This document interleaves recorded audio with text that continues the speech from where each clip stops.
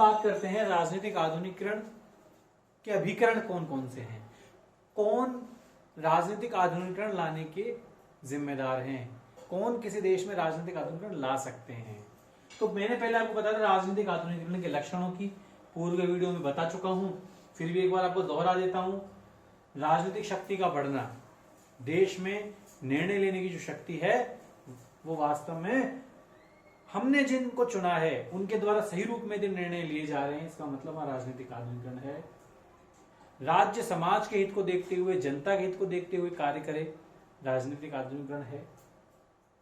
राज्य और समाज में अंत्यक्रिया बहुत ज्यादा है, समाज के सभी वर्गों से लोगों की राजनीतिक सहभागिता है, नीति निर्माण में, निर्णय प्रक्रिया में सभी लोगों की भागीदारी है, समाज के सही वर्गों की हिस्सेदारी है, इसका मतलब वहां राजनीतिक आधुनिकीकरण है।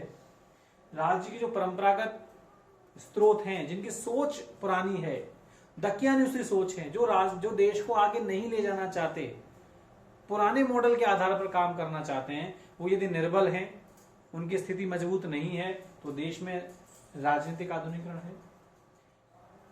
अलग अलग कार्यों को करने के लिए अलग अलग संस्थाओं का होना है, तो राजनीतिक आधुनिकीकरण है। राजनीति में लोगों की सहभागिता बहुत ज्यादा है, तो वहां राजनीतिक आधुनिकीकरण है। लोगों के दृष्टिकोण प्रगतिशीलवादी है, लोकतांत्रिक मूल्यों के अनुरूप हैं, लोग स्वतंत्रता को, समानता को, न्याय को बहुत अच्छा मानते हैं, इनके अनुरूप आचरण करते हैं, इसमें वहां पर राजनीतिक आधुनिकीकरण है। जो नौकरशाही है वो जनता के हित को देखते हुए कार्य करे, वो लोक प्रशासन के जो नियम हैं, भावना है, उनके अनुसार यदि कार्य करे, जनता के सभी वर्गों और हितों के लिए वो कार्य करे, इसका मतलब क्या है, राजनीतिक आधुनिकीकरण का होना।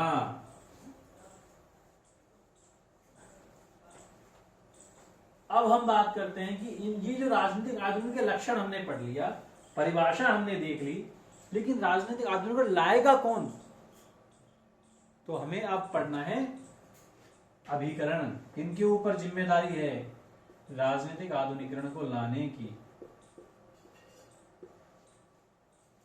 किसी देश में राजनीतिक आधुनिकीकरण के वाहक कौन हैं?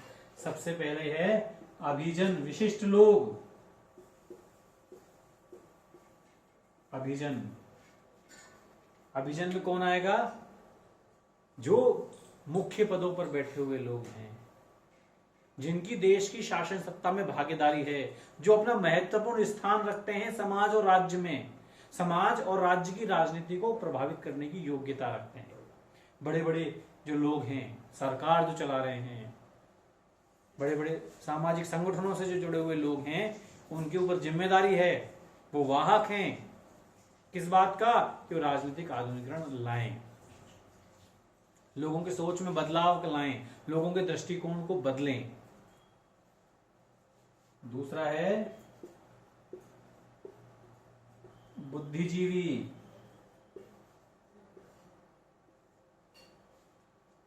जो लोग पढ़ रहे हैं, लिख रहे हैं, जो देश के भविष्य को बदलने का मादा रखते हैं, ये बुद्धिजीवी लोग अपने लेखन के माध्यम से लोगों के विचारों में, लोगों की सोच को बदलाव में ला सकते हैं, लोगों की सोच को आधुनिक बना सकते हैं। उनमें जो लोकतांत्रिक भावनाएं हैं, लोगों में जो स्वतंत्रता, समानता, न्याय के प्रति भी इतनी जागरूकता नहीं है, उन जागरूकता को लाना, उनमें उनको जागरूक बनाना, इसकी जिम्मेदारी है बुद्धिजीवियों की भी है, तो ये भी वाहक हैं। तीसरी मैं बात करूं तो राजनीतिक दल।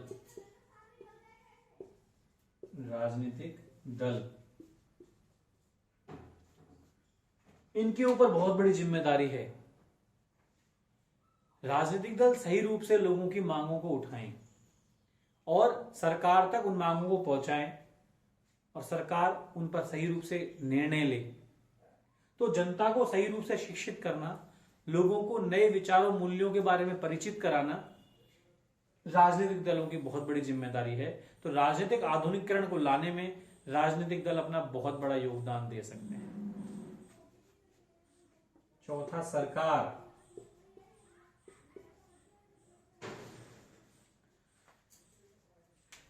निर्णय लेने की शक्ति सरकार के पास है। आदेश देने की शक्ति सरकार के पास है, संप्रभुता की शक्ति सरकार के पास है।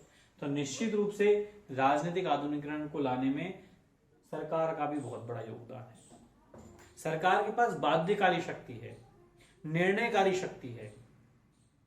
वो राजनीतिक आधुनिकीकरण को लाने के लिए संपूर्ण प्रयास कर सकती है। वो ऐसे कानून बना सकती है जिससे लोगों की विचारों में बदलाव आए, लोगों के दृष्टिकोण को आधुनिक बनाया जा सके। तो इस प्रकार जो अभिकरण है राजनीतिक आधुनिकीकरण के, उनकी हम बात करें तो अभिजन, बुद्धिजीवी, राजनीतिक दल और सरकार, ये सभी मिलकर किसी भी देश में राजनीतिक आधुनिकीकरण को अच्छे से ला सकते हैं।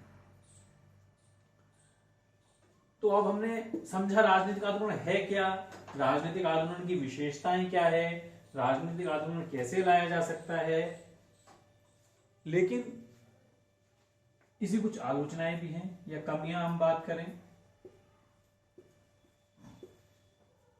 समस्याएं। पहली बात, सबसे बड़ा प्रश्न तो यह है कि आधुनिकीकरण और राजनीतिक आधुनिकीकरण, आधुनिकीकरण और राजनीतिक आधुनिकीकरण, आधुनिकीकरण से इसको कैसे अलग करें, कैसे स्वायत्त बनाया जाए राजनीतिक आधुनिकीकरण। आधुनिकीकरण और राजनीतिक आधुनिकीकरण में डिफरेंस पता लगाना और कैसे इसको डिफाइन करें हम, कैसे इसको स्वायत्त बनाएं हम इसको, इन दोनों में कैसे अंतर को हम बारीकी से समझें, ये बहुत बड़ा प्रश्न है। दूसरी मैं बात करूंगा आपसे, कुछ कहते हैं विद्वान की ये जो अवधारणा है वो समाज शास्त्र से जुड़ी हुई अवधारणा है, ये मूल रूप से राजनीति विज्ञान की नहीं है, ऐसा कुछ लोग आक्षेप करते हैं।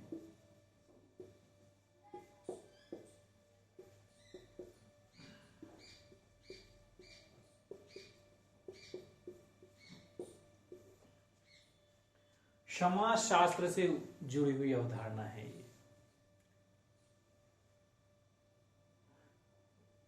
क्योंकि हम जब कहते हैं लोगों के विचारों में बदलाव आना चाहिए तो इसमें क्या नजर आता है हमें, मनोविज्ञान, साइकोलॉजी नजर आती है। लोगों के विचारों में बदलाव, लोगों के जीवन स्तर में बदलाव, लोगों के सामाजिक दृष्टिकोण में बदलाव, औद्योगिकरण। ऐसा लग रहा है हम बजाय राजनीति के लोगों के जो सामाजिक स्तर को उठाने के बारे में बात कर रहे हैं, उनकी आर्थिक स्थिति को बढ़ाने के बारे में बात कर रहे हैं, लोगों की सोच को बदलने के बारे में हम बात कर रहे हैं, तो ये राजनीति विज्ञान से जुड़कर ना होकर समाजशास्त्र, मनोविज्ञान और अर्थशास्त्र से जुड़े हुए हैं। इसमें राजनीतिक आधुनिकीकरण कहां है? जब हम सामाजिक बदलाव की बात कर रहे हैं, उनके सामाजिक सोच को अच्छा बनाने की बात कर रहे हैं, तो हम तो समाजशास्त्र की बात कर रहे हैं। हम आर्थिक स्तर की बात कर रहे हैं, हम अर्थशास्त्र की बात कर रहे हैं। तो कहीं न कहीं कुछ विद्वान ये कहते हैं कि जो मूल अवधारणा है ये राजनीति विज्ञान की ना होकर समाजशास्त्र की अवधारणा है। हमने समाजशास्त्र से इसको राजनीति विज्ञान में लाने का प्रयास किया है। ये कुछ कमियां भी हैं, फिर भी हम राजनीतिक आधुनिकीकरण की अच्छाइयों की बात करें तो निश्चित रूप से बहुत अच्छी अवधारणा है, आधुनिक युग की देन है। आधुनिक युग, यदि हम से पहले हम बात करें, परंपरागत दृष्टिकोण की बात करें, तो उस दौर में सबसे बड़ी समस्या ये थी कि हम राजनीतिक व्यवस्थाओं का, कई देश की जो शासन व्यवस्थाएं थी उनका हम तुलनात्मक अध्ययन नहीं कर सकते थे। हमारे पास बहुत कम संसाधन थे, बहुत कम तरीके थे जिनसे हम ये बता सकें कि ये व्यवस्था अच्छी है, ये व्यवस्था में और सुधार की गुंजाइश है। जब राजनीति विज्ञान का आधुनिक दृष्टिकोण आया, व्यवहारवादी क्रांति आई, तो उसने कुछ नए तरीके ईजाद किए, नई अवधारणाएं दी। उनमें एक महत्वपूर्ण अवधारणा राजनीतिक आधुनिकीकरण की अवधारणा है। हम लोगों के जो सोच, दृष्टिकोण, मूल्य, उनके विश्वास, उनकी आस्थाएं, इनका मूल्यांकन करें तो निश्चित रूप से हम देख सकते हैं कि कई देशों की जो शासन व्यवस्थाएं हैं विकसित देश में हैं, आती हैं, कुछ विकासशील है, कुछ अविकसित है। जहां अमेरिका और यदि ब्रिटेन की बात करूं तो वहां वो राजनीतिक रूप से बहुत आधुनिकृत हैं। क्यों? क्योंकि लोगों की राजनीति में उनकी बहुत अच्छी भागीदारी है। लोग राजनीति से जुड़ाव रखते हैं, उनकी सोच प्रगतिशील है। हम भारत जैसे विकासशील देशों की बात करें, हम बढ़ रहे हैं आगे, लेकिन कहीं ना कहीं कुछ स्तर पर हमें सुधार की गुंजाइश है। हमें लोगों की सोच को और भी आधुनिकृत और प्रगतिशील बनाने की आवश्यकता है। हमारे लोकतांत्रिक मूल्य अच्छे हैं, हम उन लोकतांत्रिक मूल्यों पर काम कर रहे हैं, लेकिन हमें और प्रयास करने की आवश्यकता है। हम ऐसे कुछ और तृतीय विश्व के देशों की बात करें, अविकसित देशों की बात करें हम, तो वहां बहुत कुछ गुंजाइश किया करना बाकी है। वहां स्वतंत्रता, समानता, न्याय जैसे जो मूल्य हैं वो अभी शैशवावस्था में है, उनका उतना विकास नहीं हुआ। लोगों की कट्टरपंथी सोच है, लोग अभी भी नए विचारों, नए मूल्यों को नहीं स्वीकार कर रहे हैं। तो वहां उन देशों में चूंकि काफी ज्यादा गुंजाइश है, इसलिए वो आज भी अविकसित श्रेणी में माने जाते हैं। तो इस प्रकार राजनीतिक आधुनिकीकरण की अवधारणा का प्रयोग करके हम दुनिया की शासन व्यवस्थाओं को, दुनिया के देशों की जो राजनीतिक जो व्यवस्थाएं हैं हम उनका तुलनात्मक रूप से बहुत बारीकी से अध्ययन कर सकते हैं और ये पता लगा सकते हैं कि कौन सा देश किस स्तर पर रुका हुआ है।